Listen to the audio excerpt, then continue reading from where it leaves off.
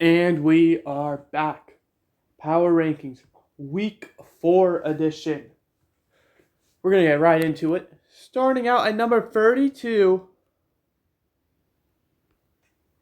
Ignore that. Is going to be the Jacksonville Jaguars. Down 7 spots. They ended up losing on Monday Night Football. I don't remember what the score was. It was like 47-10. That's exactly what it was. Wow, look at that. To the Bills. And yeah, you can argue the Bills are a good team, but the Jaguars, were probably one of the least likely teams I saw going 0-3 unless Trevor got injured. And Trevor didn't get injured. So the Jaguars are legit just that bad this year. Doug Peterson looks like he's probably going to be gone in the next, honestly, I don't even know if he'll make it to next game. He might be gone after this week. But for Jacksonville, I mean, you're in a very bad spot because you're paying Trevor like he's one of the best quarterbacks in the league. I believe second highest paid, tied with a bunch of guys. And, I mean, you look at your team, you have a pretty solid team. It's just, it looks like the pieces just aren't coming together. And that's a big issue. Number 31, down 2 spots, is Tennessee Titans. 2 AFC South teams, also 0-3. The Titans ended up losing 30-14 to the Packers in a game that wasn't really close outside the first quarter. And this is the same exact thing where you have the pieces. I mean, you have, some big names at receivers, all probably past their prime, but they're still very good receivers in DeAndre Hopkins, Tyler Boyd, Calvin Ridley. And then you still have an unproven guy in Treylon Burks. Tony Pollard, Tyjae Spears. I mean, you have a good offense. It's not working. I don't know if it's a head coach with Callahan, if it's a quarterback issue with Will Levis, but no one expected the Titans to be really good this year. And, well, somehow you aren't even the worst in your division. At number 30 is going to be Cleveland. They're going to be going down 6 spots. They ended up losing 21-15 to the Giants.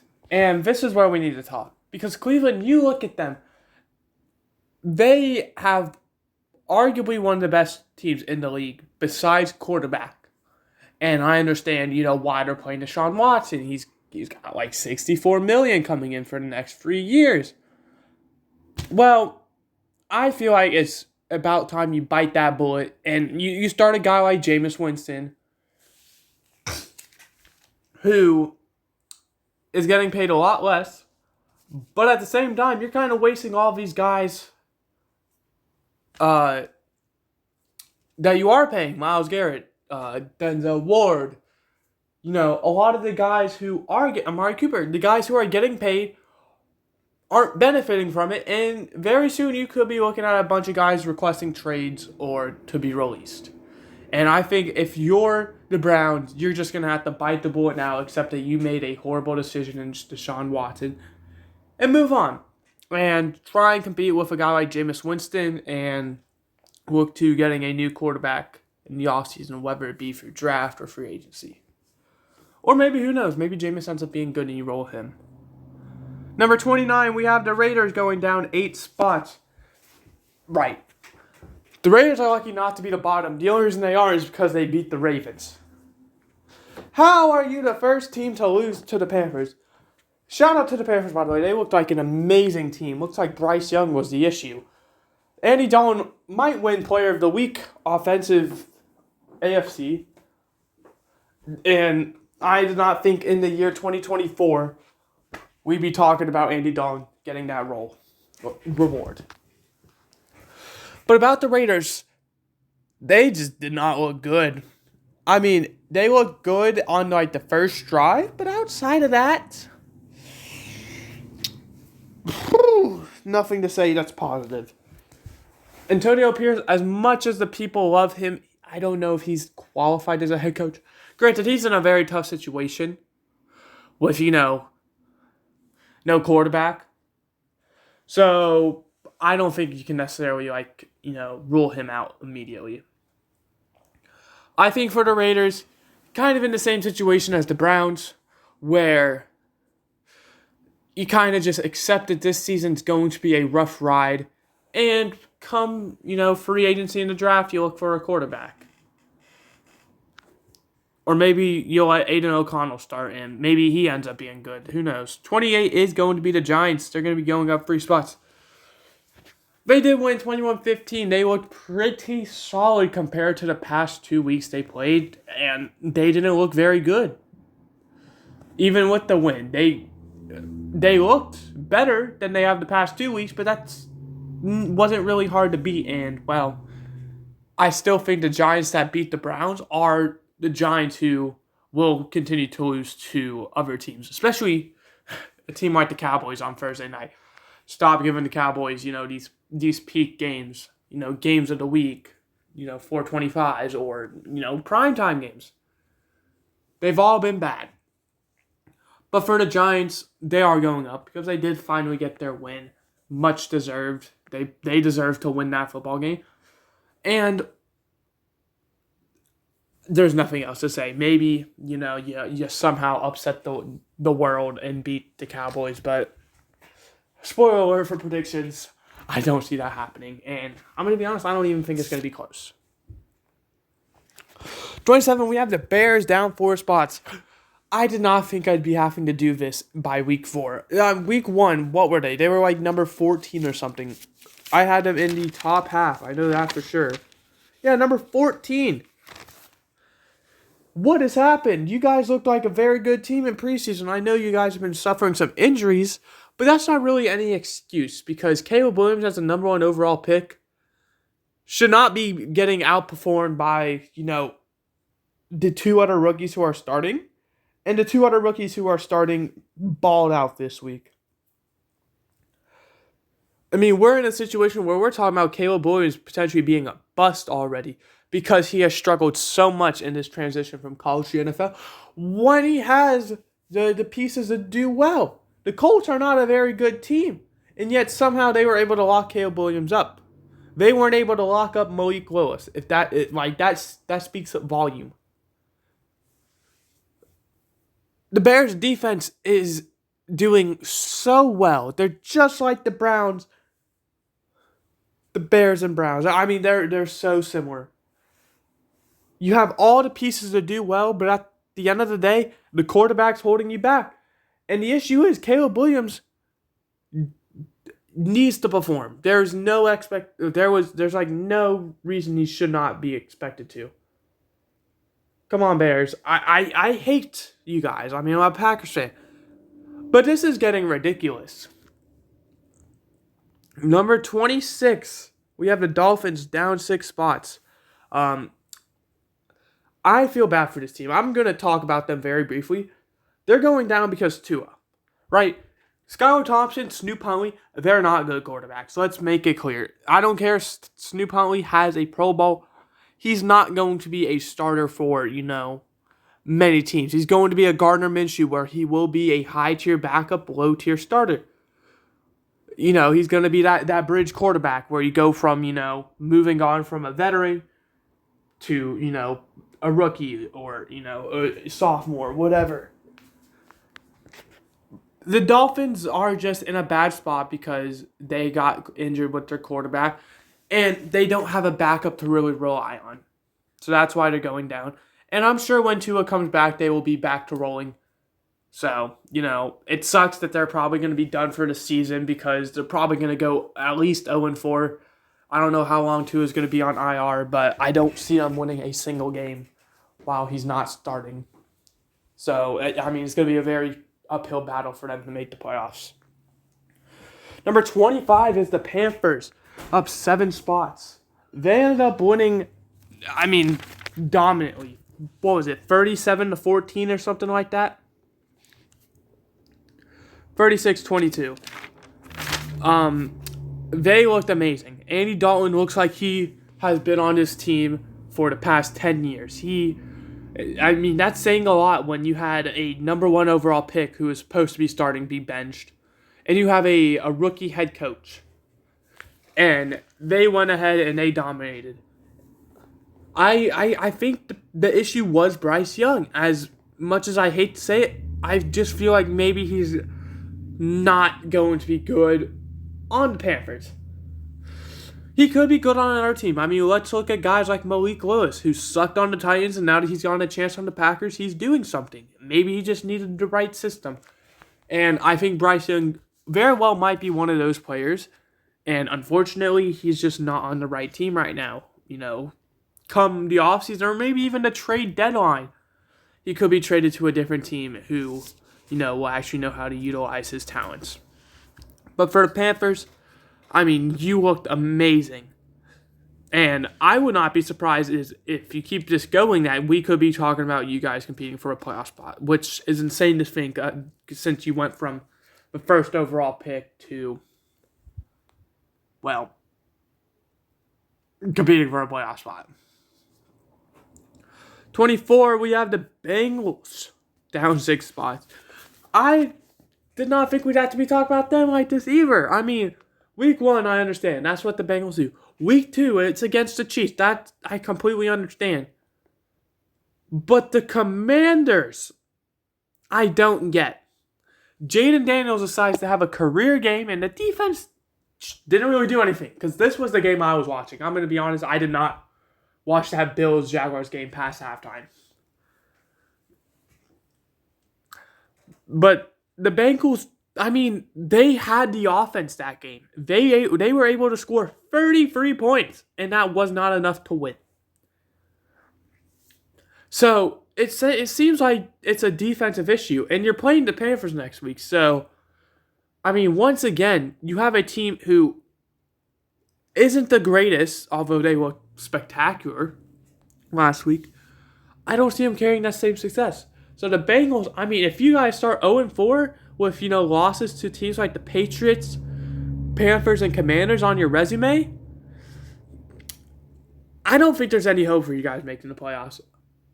I don't know what the issue is, but I think Zach Taylor is one of the most overrated coaches in the league. And I have preached that after his, first season. Number 23 is the Rams, up 4 spots.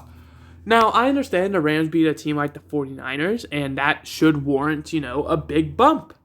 However, they got blown out by the Cardinals last week. They beat the 49ers, which is a division game, so it could go either way. Plus, the 49ers were without a lot of good players. So, I'm giving the Rams the respect they deserve by boosting them up. I mean, 23, it looks like they're finally clicking. But, I mean, beating that 49ers team is a big accomplishment, but I don't know if it warrants you guys being immediately considered one of the best in the league. 22, we have the Patriots. They're going to be going down 5 spots. I was bamboozled by this team. Week 1, I thought they were good. Week 2, I thought they were good because they were able to keep up with a team like the Seahawks. Week 3, you put up a field goal against the Jets.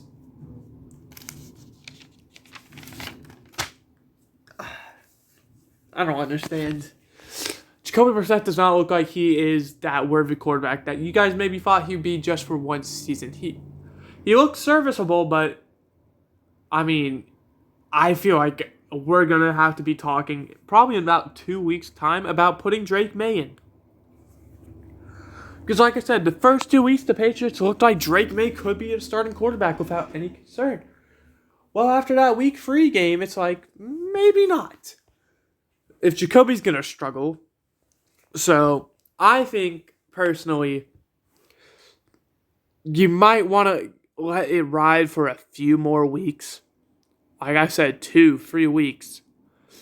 And then after that, I think you might want to consider putting Drake May in. Because, I mean, at this point,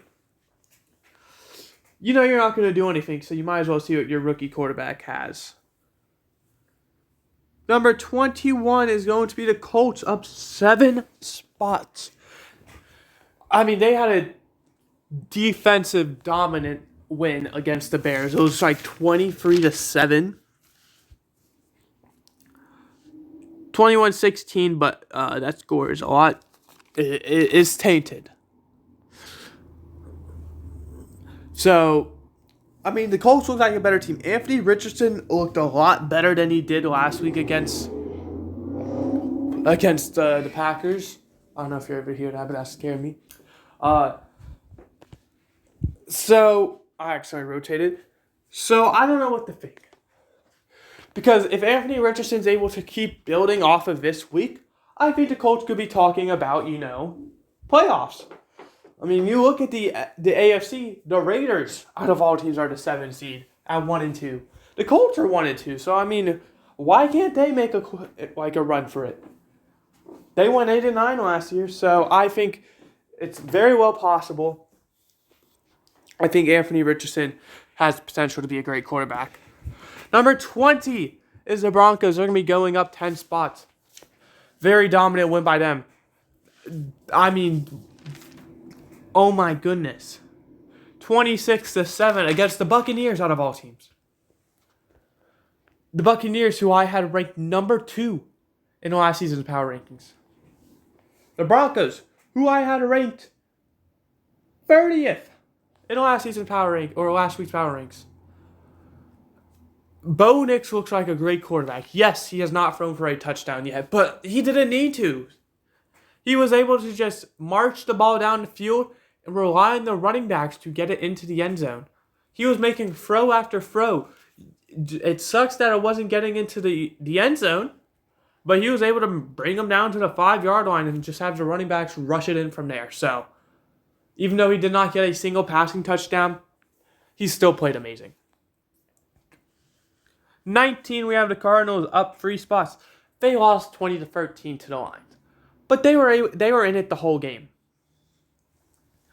It wasn't really close. It was kind of one where the score was close, and the Lions were dominating. However, the Cardinals were doing just enough to stay in it. And, I mean, considering, like I said, they were going against the Lions, that warrants a lot of respect.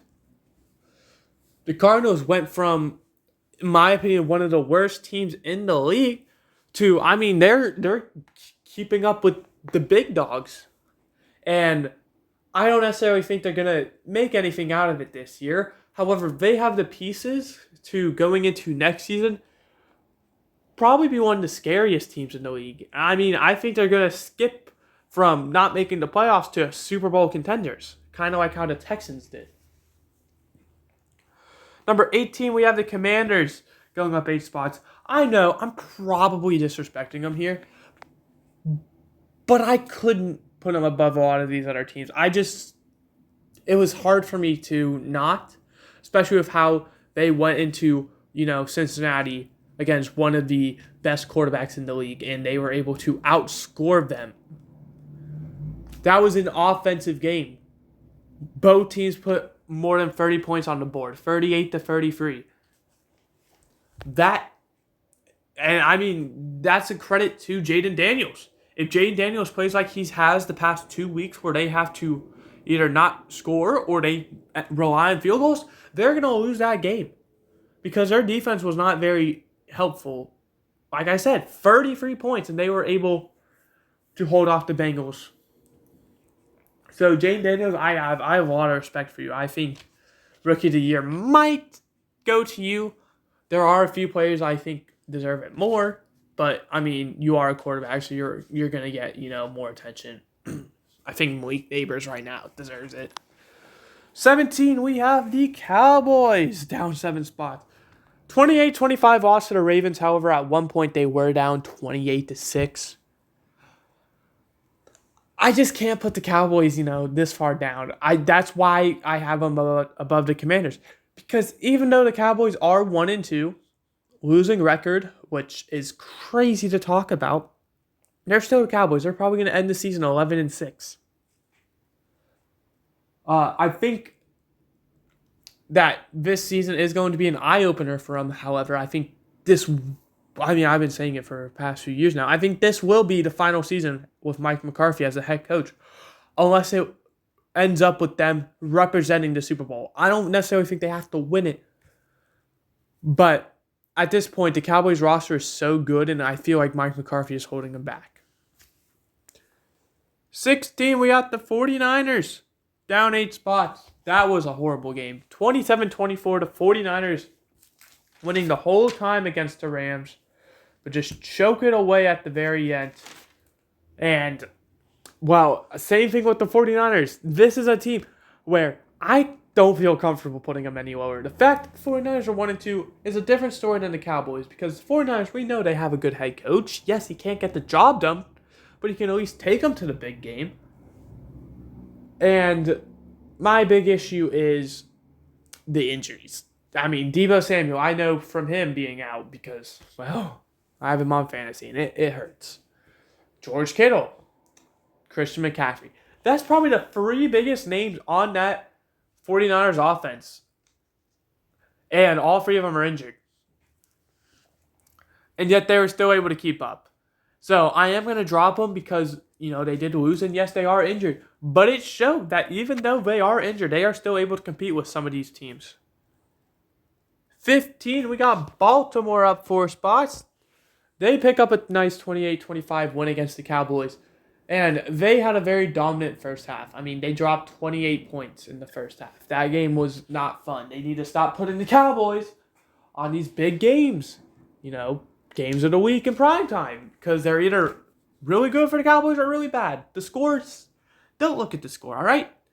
They put up, 19 points in the fourth quarter? And yes, they did almost come back. They got the onside kick. But the Ravens were able to hold it off, and they just played conservative, which almost bit them, but it didn't. So, Ravens, nice to finally get your first one of the season. Should have been last week, but,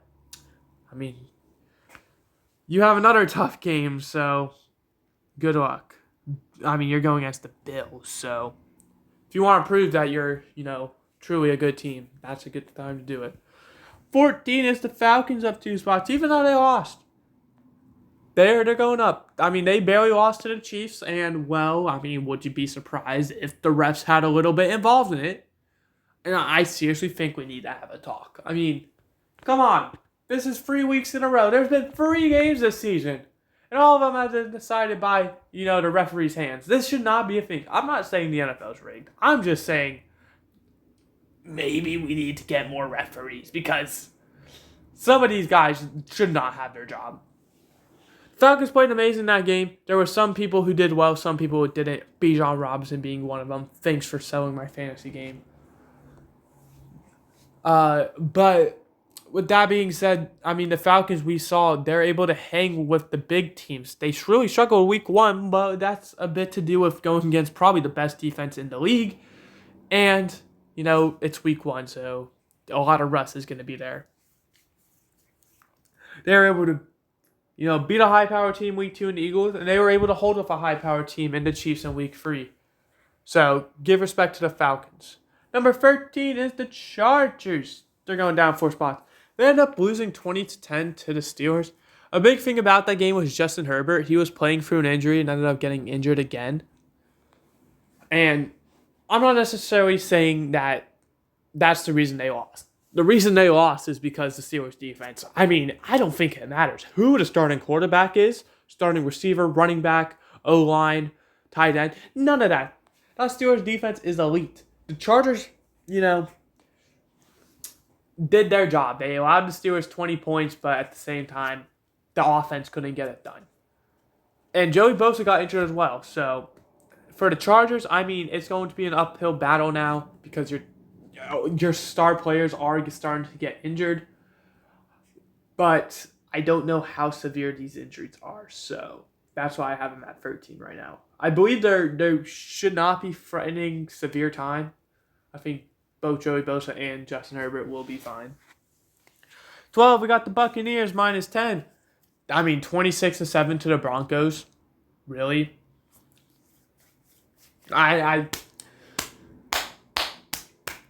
Next, 11, Texans, minus 7, 34-7 to the Vikings. Are we serious?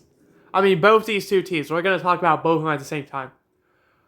The Texans, I can understand losing. The Vikings are a great team, but the Texans should have at least kept pace with them. The Buccaneers?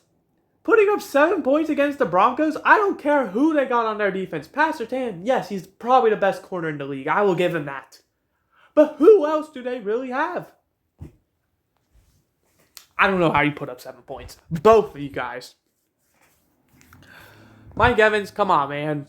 Once again, sell my fantasy team. Texans, I didn't have anyone, so I don't really care. But still, why? Why are you guys putting up 7 points? You're the reason I went, the way I did my pick'em this week. Not going to spoil it, but 2 losses right there between those 2 teams. Number 10, we got the Packers going up 5 spots. I didn't think I'd be saying this with Malik Willis as the starting quarterback, but the Packers are actually looking like a really good team. They struggled on the first drive on defense, but after that, it was lights out. I mean, Malik Willis was throwing the ball, something he didn't really do last week, only thrown 14 times. This time he threw 19 times, but he got about 100 more yards out of it. He got passing touchdowns, rushing touchdown. It just looked like a whole different team compared to last week because Josh Jacobs was not able to run the football the way he did last week. And this week, since he didn't, they had to rely on Malik Willis, and he delivered.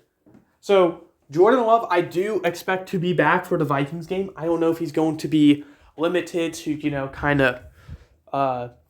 pocket plays. I don't know. They might even throw Malik in for a few times for, a bit of trickery or plays where they want a quarterback scramble. But as it stands right now, I think Green Bay is a top 10 team. And, going against the Vikings, I think this could be a one-and-done week for them. Number 9, we have the Steelers. They're going to be going up 4 spots. I hate to say it, but the Steelers are gonna do well just based off their defense. As long as TJ Watt and company stay healthy, they're gonna do well. Their offense sucks. But it doesn't matter if, the defense is allowing 10 points per game. So because of that, that's why the Steelers are number 9. Yes, they're not impressing me on offense, but their defense looks like it could be the best of all time. Number 8, Seahawks. They're going to be going up 3 spots. I'm still not entirely sold on the Seahawks. I'm going to be honest. They haven't beat anyone who's really caught my attention. The Dolphins, yes, they're a good team when Tua was playing, but Tua wasn't playing. 24-3, so very good job. Able to limit, their receiving core. And also, your team did amazing. Zach Charbonnet looks like he could be coming for Kenneth Walker's job. In the receiving game, in the run game, he does not look great. And personally, I think the Seahawks haven't beat anyone good, but, their 3-0 record is still 3-0, and they have a great chance to make me shut up going against the Lions. So, come on, Seahawks, if you want to probably jump into the top 5, just beat the Lions. It's all yours. 7, we have the Jets. They're going to be going up 5 spots. They ended up winning their game 24-3 against the Patriots. It wasn't even close. That game sucked. All of these games sucked. There was only one good primetime game. 1.5. I'll give the Commanders-Bengals a half because the Commanders kind of dominated that one. But the Jets, they look like a whole new team with Aaron Rodgers at the helm, and I think they will be competing with the Bills for the AFC East. Because let's be honest, the Patriots aren't doing anything, and the Dolphins, they kind of got, unfortunate luck with Tua. So, yeah. Number 6 is the Saints, staying the same, and number 5 is the Eagles, up 9 spots. The Eagles win 15-12 against the Saints, and that was a very good game. The Eagles were able to do that without A.J. Brown. Devontae Smith got injured late into the game, and they were able to hold on. And the Saints, who were averaging 40-plus points per game, were held to 12. However, so that's why the Eagles are going up so high. With the Saints, however, yes, they struggled on offense. Yes, I had Derek Carr and Alvin Kamara in fantasy. I just picked Derek Carr up because Tua got injured. And, fantastic. He sucked. But what we need to talk about is the fact that they were able to hang with the Eagles and only allow 15 points. People are going to look at that loss and think, oh, the Saints scored 12 points. They're back to being the Saints. Or the Aints, whatever. But no, I still think they're a top 10 team in the league because of what they did. Allowing a high-powered offense, even without A.J. Brown, the 15 points. So, don't worry, Saints. I got your back. I still think you're good. Number 4 is the Lions. They're going to be going up a spot, actually. 20-13 win over the Cardinals. That score is slightly exaggerated because, like I said, the Cardinals were doing enough to stay in that game, but it was really dominated by the Lions, and the Cardinals were just coming in clutch when they needed to most.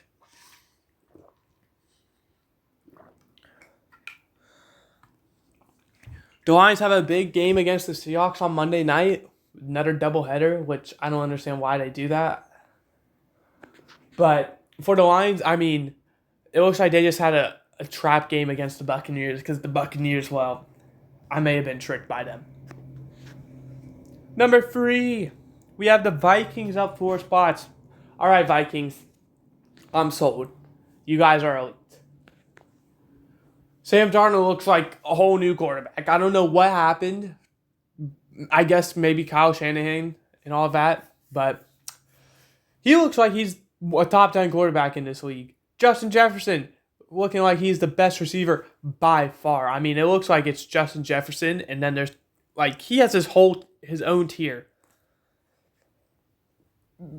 They look unstoppable. I mean, they're going against Green Bay, so that should be a good game.